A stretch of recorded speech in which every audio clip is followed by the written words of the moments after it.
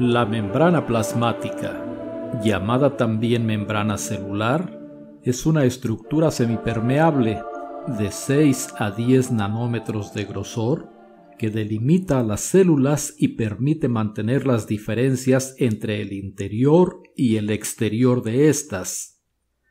En 1972, Singer y Nicholson propusieron el modelo de mosaico fluido para explicar la estructura y el funcionamiento de la membrana plasmática. Lo de mosaico se refiere a la combinación de lípidos y proteínas que la conforman, y lo de fluido a que ésta es dinámica. Todas las membranas biológicas tienen una estructura básica común, que consiste en una doble capa de lípidos con proteínas intercaladas. Los lípidos de la membrana plasmática pertenecen a 3 categorías: fosfolípidos, glucolípidos y esteroles. Los principales en la membrana celular son los fosfolípidos. Un fosfolípido es una molécula anfipática. Esto significa que posee una cabeza polar hidrofílica, o sea, que tiene afinidad e interacciona con el agua, y 2 colas no polares hidrofóbicas, es decir, que repelen el agua.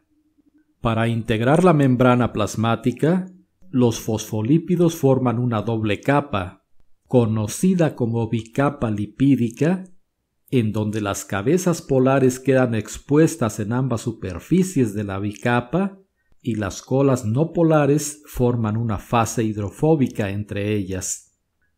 Las capas de la membrana son asimétricas, pues la monocapa exterior o no citosólica contiene los fosfolípidos fosfatidilcolina y esfingomielina, y la monocapa interior o citosólica contiene fosfatidiletanolamina y fosfatidilserina principalmente. Además, la monocapa exterior contiene glúcidos en su superficie. Estos glúcidos son oligosacáridos unidos covalentemente a los lípidos, formando glucolípidos, y a las proteínas, formando glucoproteínas. A este conjunto de oligosacáridos unidos a lípidos y proteínas se le llama glucocálix, cuyos componentes forman marcadores celulares distintivos que permiten a las células reconocerse entre ellas. Estos marcadores son muy importantes para el sistema inmunológico, pues permiten a éste diferenciar entre las células propias del organismo y las extrañas. Así, el glucocálix confiere a la célula su identidad antigénica. Por su parte, los esteroles, que son derivados del colesterol, están presentes en la membrana plasmática de las células eucariotas y por lo general son más abundantes en las células animales. Los esteroles no existen o son escasos en las membranas plasmáticas de las células procariotas. La función principal de los esteroles es permitir la fluidez de las proteínas en el interior de las membranas. La fase hidrofóbica de la bicapa de lípidos hace que la membrana sea semipermeable. Así, por ejemplo, 1. Es permeable al paso de moléculas hidrofóbicas pequeñas como oxígeno, dióxido de carbono y nitrógeno. 2. Es parcialmente permeable al agua, el etanol, el glicerol y la urea. Y 3. Es impermeable al paso de iones como hidrógeno, sodio, potasio, calcio y cloro, al igual que de moléculas hidrosolubles como glucosa, aminoácidos y la mayor parte de las moléculas polares. Las membranas biológicas contienen un índice porcentual entre lípidos y proteínas de aproximadamente 50-50, pero esta proporción es variable. Por ejemplo, en una neurona puede ser de 75/25 y en la membrana interna mitocondrial de 25/75. Con base en el tipo de asociación entre una proteína y la bicapa lipídica, las proteínas se clasifican en 1. Proteínas periféricas o extracelulares.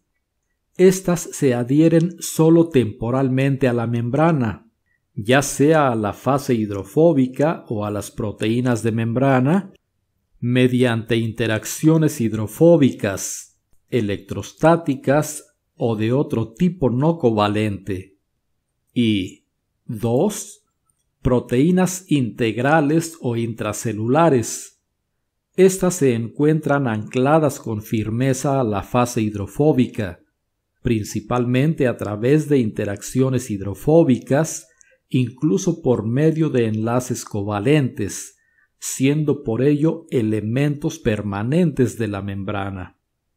Algunas de estas proteínas abarcan solo una parte de la membrana, mientras que otras atraviesan a ésta de un lado a otro y están expuestas hacia ambos lados. Las que se extienden por toda la membrana se denominan proteínas transmembrana. Entre sus diversas funciones, las proteínas integrales pueden actuar como canales y transportadores para el paso de moléculas a través de la membrana. Por tanto, 1. Un transportador es una proteína de membrana que une específicamente a un soluto y lo pasa a través de la bicapa lipídica mediante cambios conformacionales. Y 2. Un canal es una proteína de membrana que forma un poro hidrofílico a través de la membrana, el cual permite que solutos específicos, por lo general iones pequeños como hidrógeno, sodio, potasio, calcio y cloro, crucen la membrana a favor de su gradiente electroquímico. Todos los canales y muchos transportadores solo permiten el paso de solutos a través de membranas en forma pasiva, a favor de su gradiente de concentración, es decir, permitiendo el flujo desde la región con mayor concentración hacia la de menor concentración. Según el requerimiento energético, hay dos tipos de transporte a través de una membrana: transporte activo y transporte pasivo, que se analizan en otro video de este mismo canal. En resumen, las principales funciones de la membrana celular como un todo son: 1. Conservar la integridad estructural de la célula, manteniendo separados los medios externo e interno. 2. Regular el transporte de sustancias entre el interior y el exterior celular. 3. Catalizar reacciones químicas mediante enzimas que son proteínas de membrana. 4.